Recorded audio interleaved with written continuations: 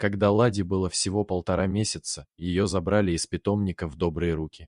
Молодая семейная пара, Сергей и Ольга, улыбались, гладили пушистого немецкого овчара и говорили: «Мы ей такую жизнь устроим. Будет бегать по большому двору, играть с детьми».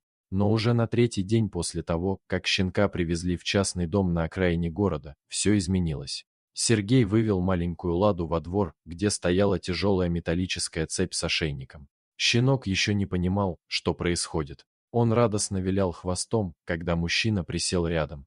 Но через минуту тяжелый ошейник защелкнулся на тонкой шее, а цепь громко лязгнула, приковав малышку к ржавому столбу.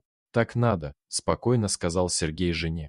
«Чем раньше привыкнет, тем злее вырастет. Нам нужен настоящий сторож, а не игрушка». С того дня Лада жила на цепи.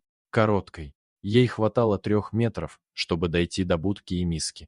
Ее не гладили, не играли с ней, не выводили на прогулки. Детей к ней не подпускали, чтобы не разбаловать. Кормили 1 раз в день, часто просто бросали еду и уходили. Когда Лада скулила от одиночества и пыталась играть с пролетающей бабочкой, Сергей кричал: «Тихо! Молчать!» и иногда бил палкой по будке. «Пусть боится и злится», — повторял он. Щенок вырос в огромную, красивую овчарку. Но в ее глазах уже не было радости. Только постоянная настороженность, боль и пустота. Она не знала, что такое ласка. Не знала, как пахнет трава, когда бегаешь по ней свободно. Не знала человеческой любви. Каждый раз, когда к воротам подходили люди, Лада срывалась в яростный лай. Хозяева были довольны: отличная собака, никого не подпустит. Они даже хвастались соседям: мы ее с детства правильно воспитали.